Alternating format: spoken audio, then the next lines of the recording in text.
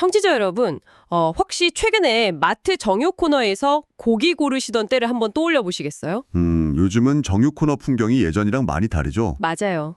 예전처럼 막 큼직한 덩어리 고기보다 플라스틱 트레이에 아주 얇은 필름이 쫙 밀착되어 있는 한 150g짜리 조그만한 삼겹살 팩을 집어드신 적이 분명 있으실 겁니다. 네, 1인용이나 2인용 소포장 제품들이 요즘 엄청 많아졌거든요. 그런데 여러분, 혹시 이런 생각 해보신 적 있나요?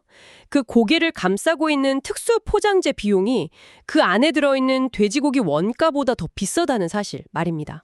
그게 사실 유통업계에서는 굉장히 유명한 딜레마 중 하나입니다. 그러니까요. 상식적으로 생각해보면 이거 완벽한 적자 비즈니스거든요. 아니 100원짜리 물건을 팔려고 150원짜리 상자에 담아 파는 격이잖아요. 그쵸, 배보다 배꼽이 더 큰. 네. 대체 왜 유통업체들은 이런 손해를 감수하면서까지 고기를 이렇게 막 작게 쪼개서 팔고 있는 걸까요? 아주 날카로운 주점이신데요. 사실 오랫동안 축산물 유통이라는 건 철저하게 그 규모의 경제를 따랐습니다. 무조건 크고 무겁게 파는 방식이요? 네, 어떻게 하면 더 무거운 덩어리 고기를 더 싼 단가에 대량으로 넘길 것인가 하는 아주 단순하고 물리적인 무게중심의 거래였죠. 하지만 지금 마트에서 벌어지고 있는 일은 단순한 포장 기술의 변화가 아닙니다. 바로 그겁니다. 오늘 우리가 이번 심층 탐구에서 살펴볼 수많은 연구 자료들 그리고 시장 분석 리포트들을 관통하는 하나의 거대한 줄기가 바로 그 부분이죠. 네, 우리가 무심코 장바구니에 담는 그 작은 고기팩 하나? 혹은 그 배달 앱으로 시킨 완벽하게 구워진 고기 한 점 이면에는 엄청난 인구 통계학적 지각 변동이 숨어 있습니다. 치열한 비즈니스 생존 전략도 같이 얽혀 있고요. 맞습니다. 고기를 파는 비즈니스가 이제는 단순히 단백질 덩어리를 도매로 넘기는 1차원적인 산업이 아니라는 거예요. 그럼 어떤 산업으로 봐야 할까요? 이제는 사람들의 라이프 스타일, 주거 환경, 심지어 생물학적인 노화나 소화 능력까지 전부 계산해내서 솔루션을 제공해야만 살아남는 일종의 최첨단 정밀 산업으로 진화하고 있는 거죠. 자, 이걸 한번 파헤쳐보죠. 청취자 여러분, 오늘 이 대화를 끝까지 듣고 나시면요. 당장 오늘 저녁 식탁 위에 올라올 삼겹살이 완전히 새로운 시각으로 보이실 겁니다. 고기라는 아주 친숙한 식재료를 통해서 우리 사회가 지금 어떻게 변하고 있는지 확인하는 흥미로운 여정이 될 겁니다. 좋습니다. 그럼 가장 먼저 짚어봐야 할 변화의 시발점부터 얘기해보죠. 역시 우리 사회의 가장 뚜렷한 변화라면 바로 1인 가구의 폭발적 증가겠죠. 그렇습니다. 인구 구조의 변화가 고기의 물리적 형태 자체를 근본적으로 바꿔버렸어요. 오늘 다룰 자료들을 보면 과거 대한민국 식탁의 완벽한 수학적 표준이었던 한근, 600g이요? 네, 그 600g이라는 단위가 이제는 완전히 붕괴되었다고 분석하고 있습니다. 맞아요. 예전에는 정육점 가면 아저씨 삼겹살 한 근 주세요. 이게 너무 당연한 공식이었잖아요. 그렇죠. 부모님하고 아이들 딱 4인 가족이 거실 바닥에 신문지 깔고 불판 위에서 구워 먹기 완벽한 양이 바로 그 600g이었으니까요. 네, 근데 지금은 상황이 완전히 다르잖아요. 완전히 다르죠. 과거 축산물 유통의 모든 발골, 정형, 포장, 물류 시스템은 그 600g 단위의 덩어리를 얼마나 빠르고 효율적으로 찍어내느냐에 맞춰져 있었습니다. 공장식으로 짝짝 뽑아내. 네, 그런데 지금은 1인 가구가 전체 가구의 압도적인 비율을 차지하고 있잖아요. 1인 가구의 한 끼 권장 육류 섭취량이 대략 150g에서 많아야 200g 남짓이거든요. 혼자 사는 사람한테 600g은 좀... 가족의 상징이 아니라 그저 처치곤란한 재고 덩어리일 뿐인 거죠. 듣고 보니까 저는 이 자료 읽으면서 딱 이 비유가 떠오르더라고요. 약간 옛날 케이블 TV 같지 않나요? 케이블 TV요? 네, 나는 딱 한 편의 예능 프로그램만 보고 싶은데 방송국에서 100개 채널이 묶인 전체 패키지를 강제로 구독하라고 들이미는 옛날 그 시절 느낌이요. 와, 아주 정확한 비유입니다. 혼자서 200g 먹고 나면 남은 400g은 꽁꽁 얼어서 냉동실 구석으로 직행하게 되잖아요. 그런데 자료를 보면 1인 가구 소비자들은 이 남은 고기를 해동해서 먹는 거 거의 공포 수준으로 싫어한다고 나오더라고요. 맞습니다. 고기를 얼렸다 녹이게 되면 붉은 핏물, 그 유통업계 전문 용어로 드립이라고 하는데요. 이 드립이 줄줄 흘러나오게 되거든요. 핏물 나오는 거 진짜 싫어요. 수분과 육즙이 다 빠져나가니까 고기를 구워도 엄청 퍽퍽하고 질겨지죠. 냄새도 좀 나는 것 같고요. 그렇죠. 게다가 무엇보다 그 핏물이 고인 쓰레기를 처리하는 과정 자체가 엄청난 스트레스입니다. 그래서 유통업계는 150g 단위로 고기를 쪼개서 파는 이른바 마이크로 포셔닝으로 아주 기민하게 전환할 수밖에 없었던 거죠. 그런데 여기서 제가 유통업자 입장이 되어 보니까요. 도무지 이해가 안 가는 재무적인 딜레마가 하나 생깁니다. 어떤 부분이죠? 생각해보세요. 600g짜리 고기를 커다란 스티로폼 트레이 하나에 담아서 랩으로 쓱 씌울 때랑 이걸 150g씩 4개의 팩으로 일일이 나누어서 자르고 포장할 때를 비교해보면요. 비용 차이가 엄청나죠. 그러니까요. 고기를 자르면서 버려지는 자투리 로스율도 늘어나지. 사람 손도 4배로 가지. 심지어 고기의 필름을 진공으로 완벽히 밀착시키는 스킨 포장 같은 특수 기술을 쓰면 포장재 비용이 폭등하잖아요. 네, 맞습니다. 앞서 제가 오프닝에서 언급했듯이 비교적 저렴한 부위인 돼지고기 앞다리살 같은 경우는 고기 원가보다 그 겉을 감싸는 스킨 포장 자재비가 더 비싸게 먹히는 그 원가 역전 현상이 발생한단 말이에요. 대체 유통업자들은 이 손해를 어떻게 메꾸는 겁니까? 가격을 올리는 수밖에 없죠. 아니, 소비자들에게 포장비가 비싸니까 고깃값을 더 내세요 이러면 누가 사겠어요? 여기서 정말 흥미로운 점이 발견됩니다. 자료를 분석해보면 소비자들이 그 높아진 100g당 단가를 그것도 아주 기꺼이 지불한다는 사실이에요. 기꺼이 지불한다고요? 더 비싼데도요? 네. 왜냐하면 소비자가 구매하는 것은 단순히 150g의 단백질이 아니기 때문입니다. 그럼 뭘 사는 거죠? 혼자 사는 청취자님이 600g을 샀을 때를 한번 가정해보죠. 남은 고기를 냉동실에 방치하면서 느끼는 막연한 죄책감, 며칠 뒤에 핏물이 흥건하게 고인 플라스틱 트레이를 씻어내야 하는 고통, 그리고 냄새나는 고깃 찌꺼기를 음식물 쓰레기 봉투에 담아 버리러 나가야 하는 그 끔찍한 수고로움. 아, 상상만 해도 피곤하네요. 그렇죠. 유통업자는 150g 스킨 포장을 통해서 이 모든 부정적인 경험을 완벽하게 제거해주는 겁니다. 즉 소비자는 고기를 비싸게 사는 게 아니라 음식물 쓰레기를 단 1g도 남기지 않아도 되는 제로 웨이스트의 편리함에 기꺼이 프리미엄 수수료를 지불하고 있는 거예요. 와, 완전히 관점이 다르네요. 고기를 파는 게 아니라 쓰레기가 나오지 않는 쾌적한 주말 저녁이라는 경험을 파는 거군요. 정확합니다. 게다가 원룸이나 오피스텔에 사는 1인 가구한테 요리라는 건 사실 엄청난 중노동이잖아요. 좁은 방에서 냄새 피우며 고기 굽고 사방에 튄 기름을 물티슈로 닦아내야 하는 그 기회비용을 생각하면 생고기 자체를 아예 안 사게 될 것 같아요. 맞습니다. 그래서 오늘 다루는 자료에서도 이웃나라 일본에서 먼저 폭발적으로 성장했던 나카쇼코 트렌드를 중요하게 짚고 있어요. 나카쇼크요? 네, 쉽게 말해 완전한 외식도 아니고 그렇다고 직접 재료를 사서 해먹는 완전한 내식도 아닌 그 중간 형태의 식사 문화를 말합니다. 아, 뭐 밀키트나 간편식 같은 거요? 그렇죠. 대형마트의 델리 코너나 가정 간편식, 이른바 HMR 시장이 폭발하는 이유가 바로 이 나카쇼코 트렌드가 한국 시장을 장악하고 있기 때문이에요. 유통업자는 이제 붉은색 생고기를 진열해 놓고 알아서 구워 먹으라고 하면 망합니다. 그럼 어떻게 해야 살아남죠? 다 구워줘야 하나요? 뼈를 다 발라내고 양념을 미리 재르고 심지어 공장에서 분량까지 완벽하게 입혀서요. 소비자는 집에서 전자레인지에 딱 2분만 돌리면 요리가 완성되는 그런 솔루션을 팔아야 합니다. 아, 모든 귀찮은 과정을 다 외주화하는 거네요. 네, 최근 마트에 가보시면 삼겹살 두께가 1.5cm에서 2cm 정도로 약간 두툼하게 썰려 있는 걸 자주 보실 텐데요. 맞아요. 요즘 두껍더라고요. 식감 때문 아닌가요? 이게 단순히 씹는 맛을 위해서가 아닙니다. 1인 가구 주방의 필수품인 에어프라이어에 넣고 돌렸을 때 겉은 바삭하고 속은 촉촉하게 익는 아주 정확한 물리적 스펙을 유통업체가 역으로 계산해서 세팅해 놓은 겁니다. 와, 대박이네요. 에어프라이어 연력학까지 계산해서 고기 두께를 정한다고요?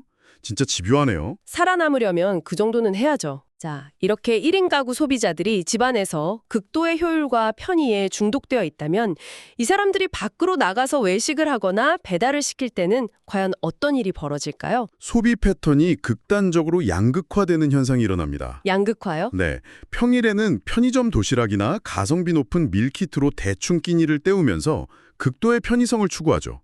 하지만 주말이나 특별한 날에는 그동안 억눌렸던 보상 심리가 폭발하는 겁니다. 아, 평소엔 아끼고 한 번에 터트리는 느낌으로? 그렇죠.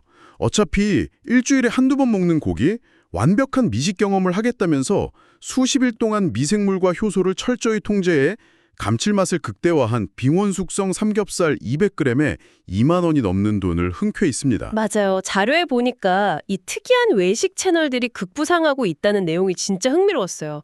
단순히 고기를 구워 먹는 걸 넘어서 약간 이국적인 경험을 찾는다고 할까요? 네, 태국식 족발덮밥인 카오카모 전문점을 가거나 카오카무. 아니면 불판 중앙에서는 고기를 굽고 가장자리에서는 육수를 끓여 먹는 태국식 바비큐, 묵가따 같은 식당들이 완전 핫플레이스가 되고 있죠. 평소 혼밥의 지루함을 깨는 강렬하고 이국적인 경험을 찾는 거잖아요.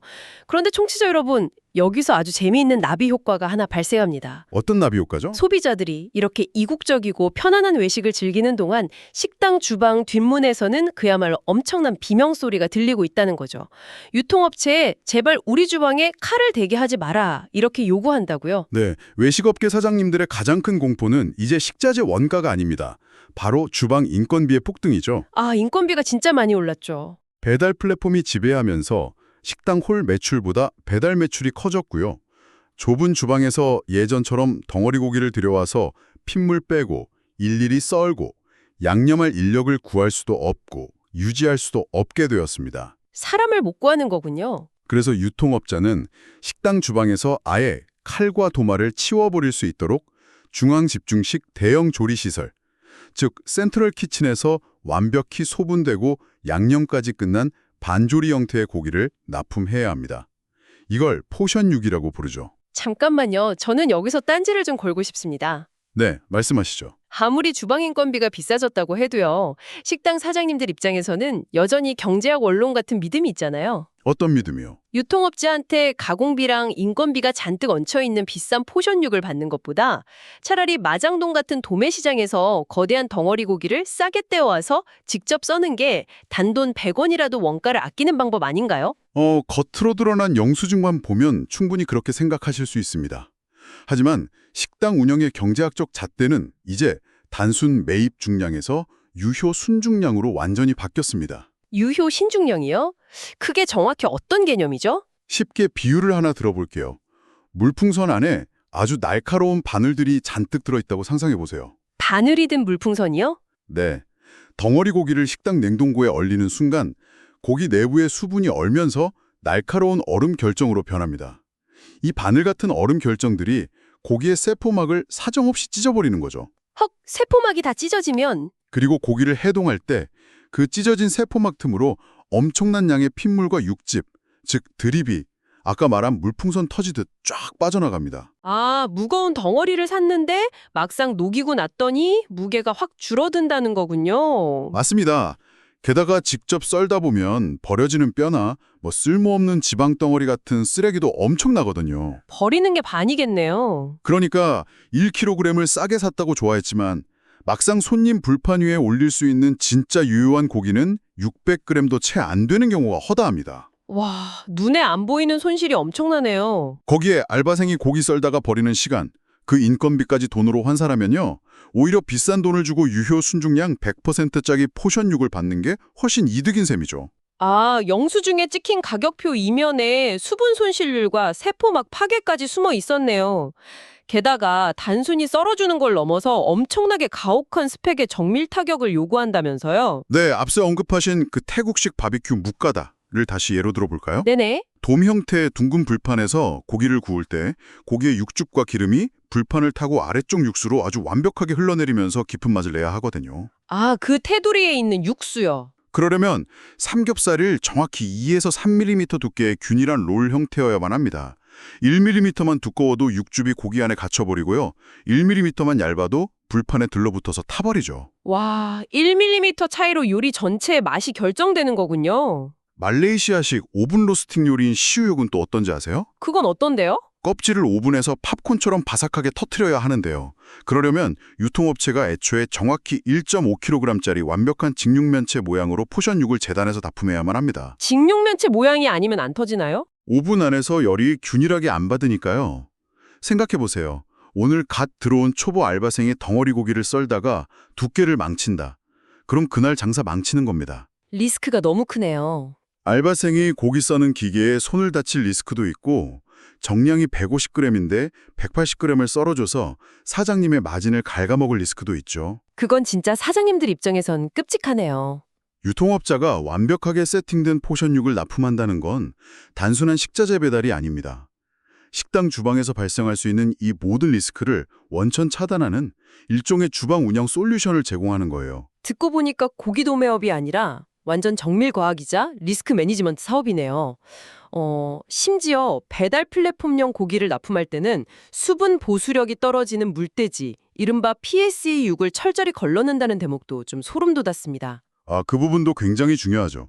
돼지가 도축 전에 스트레스를 받으면 단백질이 변성돼서 수분을 머금는 능력이 떨어진다면서요. 네, 맞아요. 이런 고기로 배달 요리를 하면 오토바이를 타고 고객집에 도착하는 그 30분 동안 육즙이 싹 다 말라버려서 고기가 엄청 퍽퍽해지니까요. 배달 시간 동안의 수분 증발률까지 계산해서 원육을 선별한다니 와, 정말 집요합니다. 배달 리뷰 별점 하나에 식당 생사가 갈리니까요. 그러니까요. 자, 청취자 여러분, 지금까지 1인 가구 트렌드가 시장의 효율과 편의를 어떻게 바꿨는지 살펴봤다면 이제 시선을 완전히 다른 곳으로 돌려보겠습니다. 어디로 돌려볼까요? 바로 지금 대한민국을 덮치고 있는 가장 거대하고 생물학적인 지각 변동, 바로 초고령 사회입니다. 이 생물학적 변화가 고기의 화학적 스펙을 아예 새로 쓰고 있다고요. 그렇습니다. 과거에는 노년층이 축산물 시장에서 주력 소비자가 아니었어요. 고기를 씹고 소화하기 힘드시니까 자연스럽게 멀리하셨죠. 소화가 잘 안 되시니까요. 하지만 지금은 다릅니다. 막강한 구매력과 사회 활동력을 가진 액티브 시니어들이 시장의 주류로 떠올랐어요. 이분들에게 단백질 섭취는 선택이 아닙니다. 근감소증 막으려면 꼭 드셔야 하잖아요. 네, 노년기 생존을 위협하는 근감소증을 막기 위한 필수 조건이죠. 문제는 고기를 먹어야 한다는 건 다들 알지만 현실적으로 4가지 거대한 장벽이 가로막고 있다는 겁니다. 4가지 장벽이요? 바로 소화, 조리 난이도, 안전, 그리고 신뢰입니다. 저는 그 첫 번째 장벽인 소화 문제에서 제가 진짜 큰 착각을 하고 있었다는 걸 깨달았습니다. 어떤 착각을 하셨죠? 노인분들은 치아도 약해지고 위산 분비도 줄어서 덩어리 고기를 소화하기 힘드시잖아요. 그래서 저는 속으로 그럼 그냥 싸게 다진 고기, 햄버거 스테이커 같은 거 사서 드시면 되는 거 아니야? 이렇게 생각했거든요. 그렇게 생각하기 쉽죠. 그런데 자료를 보니까 액티브 시니어들은 그런 다짐욕을 엄청 끔찍하게 싫어하신다고요. 네, 그게 바로 많은 유통업자들이 초창기 실버푸드 시장에서 실패했던 아주 큰 함정입니다. 액티브 시니어들은 마치 요양원 배식 같은 다진 고기를 보면 자신의 존엄성이 훼손된다고 느끼면서 혐오합니다. 자존심이 상하시는 거군요. 그분들은 젊은 시절 먹었던 최고급 스테이크의 형태, 육즙, 그리고 고기 본연의 씹는 맛은 그대로 즐기고 싶어 하세요. 그런데 막상 입에 넣고 삼킬 때는 놀라울 정도로 부드러워야 한다는 아주 이율배반적인 요구를 하시는 거죠. 형태는 유지하되 입에서 녹아야 한다. 아니 그거 염금술 아닌가요? 유통업계는 이 말도 안 되는 난제를 어떻게 풀었습니까? 여기서 유통업계가 꺼내든 궁극의 과학이 바로 앞서 잠깐 언급했던 빙온 숙성입니다. 빙원 숙성이요? 단순히 얼음물에 담가두는 게 아니죠. 네, 얼음물과는 다릅니다. 훨씬 정교한 생화학적 과정인데요. 고기가 얼기 직전에 미세한 임계 온도, 즉 영하 1도에서 영상 1도 사이를 완벽하게 유지하면 고기 내부에서 생존을 위한 일종의 방어 기제가 작동합니다. 고기가 방어를 해요. 네, 이때 칼파인이라는 자가분해 효소가 활성화되는데요. 쉽게 말해서 근육섬유라는 단단한 밧줄을 묶고 있는 수많은 매듭들이 있다고 치면 이 효소가 눈에 보이지 않는 미세한 가위가 되어서 그 매듭들, 즉 제트라인이라고 부르는 곳을 스스로 툭툭 끊어버리는 겁니다. 와, 기계로 막 고기를 두드려 패는 게 아니라 고기 스스로 자기 근육을 붕괴시킨다고요? 맞습니다. 겉보기엔 물리적인 형태가 완벽한 스테이크 덩어리인데 내부는 효소가 단백질 구조를 다 끊어놨기 때문에 치아가 약한 어르신들도 잇몸으로 부드럽게 씹을 수 있는 거죠. 진짜 마법 같네요. 게다가 단백질이 분해되면서 천연 아미노산이 엄청나게 쏟아져 나오기 때문에 감칠맛이 폭발합니다. 나이가 드시면 미각이 좀 둔화돼서 웬만한 음식은 맹맹하게 느끼시는데 이 빙온 숙성육은 그 둔화된 미각세포까지 강력하게 자극해주는 거예요. 아, 소화가 잘 되려면 지방, 즉 마블링을 보는 기준도 완전히 달라져야 한다고 들었어요. 네, 무조건 기름기가 좔좔 흐르는 툭불 등급 한우가 시니어에게 좋은 게 아닙니다. 오히려 소화불량을 일으키죠. 기름지니까 탈이 나시겠네요. 그래서 체온보다 낮은 온도에서도 버터처럼 스르륵 녹아내리는 불포화 지방산 비율이 높은 고기, 예를 들면 벅셔 K품종의 돼지고기 같은 융점이 낮은 고기를 선호하게 됩니다. 뱃속에서 굳지 않고 알아서 소화되는 마블링을 찾아내는 거죠. 와, 소화 문제를 완전 과학으로 풀었네요.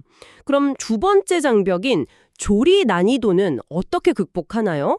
청취자 여러분도 공감하시겠지만 시력이 좀 침침해지시고 행동 반응 속도가 느려지신 부모님들이 가스레인지 불꽃을 켜고 무거운 무쇠 불판 위에서 고기를 굽는 건 화재나 화상 위험이 너무 크잖아요. 맞아요. 그래서 시니어 시장에서는 불판에 직화로 굽는 건열 조리는 급격히 퇴출되고 있습니다. 그럼 어떻게 드시죠? 대신 수분을 이용해서 오랜 시간 은근하게 쪄내는 습열조리 기반의 HMR이 급부상하고 있죠. 아까 말씀드린 태국식 족발 카오카무의 원리가 여기서 완벽하게 적용됩니다. 아, 족발처럼 푹 끓이는 거요? 질긴 돼지다리살을 뭉근하게 오래 끓여서 질긴 콜라겐을 입에서 녹는 부드러운 젤라틴으로 변화시키는 거죠. 이런 원리를 차용해서 갈비찜이나 장조림을 공장에서 이미 완벽하게 조리한 뒤에 파우치에 담아 파는 겁니다.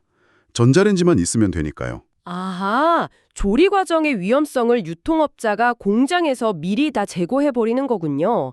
게다가 악력이 약해진 노인분들을 위해서 손가락으로 살짝만 당겨도 포장지가 스르륵 벗겨지는 이지필 기술까지 적용해야 한다니 정말 디테일이 살아있습니다. 아주 세심한 배려가 필요한 시장이죠. 그런데 세 번째 장벽인 안전 문제는 훨씬 더 치명적일 것 같습니다. 20대 청년들은 사실 유통기한 하루 이틀 지난 고기 먹어도 화장실 한번 다녀오면 끝이지만 면역력이 뚝 떨어진 80대 노인분들에게 식중독균은 곧바로 중환자실로 이어질 수 있는 치명타잖아요. 그렇기 때문에 실버푸드를 다루는 유통가공장은 그야말로 반도체 클린룸 수준의 철저한 관리가 필요합니다. 대장균이라 리스테리아균 제어는 기본 중에 기본이고요. 그보다 더 중요한 게 있나요? 더 중요한 건 물리적인 안전입니다. 이가 약한 어르신이 고기를 씹으시다가 머리카락보다 얇은 잔표 조각 하나를 잘못 씹어서 임플란트가 떼지거나 뼈 조각이 기도로 넘어가면 그 유통업체는 그냥 파멸입니다. 듣기만 해도 아찔하네요. 그래서 사람 눈으로 뼈를 바르는 게 아니라 기계를 쓰는 건가요? 네, 발골이 끝난 고기를 엑스레이 이물 검출기랑 고도화된 금속 검출기 라인에 2중, 3중으로 통과시킵니다. 단 1mm의 잔뼈도 허용하지 않는 무결점 정형 시스템을 구축해야 하거든요. 엄청 빡빡하게 검사하네요. 그리고 포장지 겉면에는 온도에 따라 색깔이 변하는 TTI 스티커, 즉 시간 온도 지시계를 붙입니다. 색깔이 변하는 스티커요? 네, 소비자가 눈으로 딱 봤을 때 아, 이 고기가 유통되는 내내 콜드체인이 완벽하게 유지되었구나. 이걸 직관적인 색깔 변화로 증명해 주는 거죠. 아, 그 직관적인 시각화가 바로 마지막 장벽인 신뢰와 직결되겠네요. 스마트폰으로 성분 분석표 검색하는 게 익숙지 않으신 노년층에게는 깨알 같은 폰트로 적힌 영양성분표가 아무 의미가 없잖아요. 전혀 못 보시죠? 정보 비대칭이 심한 축산물 시장에서 혹시 사기 당하지 않을까 두려워하시는 분들께 그런 직관적인 픽토그램과 커다란 폰트는 확실한 안심을 줄 것 같습니다. 맞습니다. 유통업체가 이토록 지독하게 노년층의 신뢰를 얻으려고 하는 이유는 이 실버 세대가 가진 압도적인 브랜드 충성도 때문입니다. 한번 믿으면 계속 사신다는 거군요. 노년층은 새로운 브랜드를 탐색하고 비교하는 데 쓰이는 인지적 에너지를 굉장히 아끼시거든요. 한번 빙원 숙성육 HMR을 먹어보고 속이 편안하고 맛도 좋다는 걸 경험하시면 10년이고 20년이고 평생 그 브랜드만 믿고 소비하십니다. 와, 완전 충성 고객이 되는 거네요. 기업 입장에서는 고객생의 가치, 즉 한 고객이 평생 가져다주는 수익의 끝판왕인 셈이죠. 게다가 이게 개별 소비자를 넘어서 요양병원이나 실버타운 같은 거대한 B2B 시장으로 가면 커스터마이징은 더 극단적이 된다고요. 네, 입소한 어르신들의 씹고 삼키는 능력, 즉 저작, 연화 능력에 맞춰서 고기의 질감을 1단계부터 3단계까지 정밀하게 규격화한 연화식을 납품해야 합니다. 질감을 단계들로 나눈다고요? 초고압 처리 기술이나 효소 기술을 써서 접시 위에서는 완벽한 안심 스테이크 모양을 유지하지만 포크로 살짝 누르면 솜사탕이나 스폰지처럼 스르르 으스러지도록 질감을 아예 설계하는 겁니다. 와, 이야기를 듣다 보니까 정말 경이롭습니다. 결국 나이가 들면서 자연스럽게 고기를 좀 멀리하게 되는 그 슬프고 물리적인 불편함을 유통업자들이 엄청난 기술력을 동원해서 엑셀시트 위에 정교한 가치 창출로 번역해냈다는 거네요. 아주 훌륭한 요약입니다. 그래서 이것이 우리에게 의미하는 바는 무엇일까요? 청취자 여러분, 혹시 최근 부모님 댁에 가셨을 때 냉장고에 예전 같은 커다란 생고기 핏물 대신에 부드럽게 조리된 고급스러운 HMR 파우치나 1인분씩 포장된 빙온 숙성 팩이 채워져 있던 것을 보셨나요? 많이들 보셨을 겁니다. 그게 단순한 우연이 아니라 이러한 치열한 과학과 비즈니스의 결과물이었던 겁니다. 이것은 아주 중요한 철학적 질문을 던집니다. 유통이라는 것이 단순히 도축장 고기를 떼어다 마트에 진열하는 1차원적인 도매업을 완전히 넘어섰다는 증거니까요. 철학적 질문이요? 지금의 미트 비즈니스는 인간의 생명 유지와 존엄성에 대한 예의를 지키고 불안함을 없애서 인지적 신뢰를 구축하는 따뜻한 인지 비즈니스이자 제약산업의 버금가는 고도의 식품 제조업으로 탈바꿈했다는 겁니다. 자, 이제 오늘 우리가 다룬 이 방대하고 놀라운 변화들을 하나로 묶어볼 시간입니다. 청취자 여러분, 과거 거대한 삼겹살 덩어리가 지배하던 규모의 경제 시대, 무조건 많이 그리고 무조건 싸게 팔면 장땡이던 그 야만의 시대는 이제 완전히 저물었습니다. 네, 끝났죠. 이제 시장은 1인 가구의 좁은 원룸 주방과 소화력이 떨어진 고령층의 식착에 맞춰 진화하고 있습니다. 단백질을 단 1g의 오차도 없이 가장 소화하기 쉽고 단 하나의 쓰레기도 버려지는 것 없는 완벽한 정확성의 캡슐에 담아 제공하는 자만이 살아남는 시대가 온 겁니다. 그렇습니다.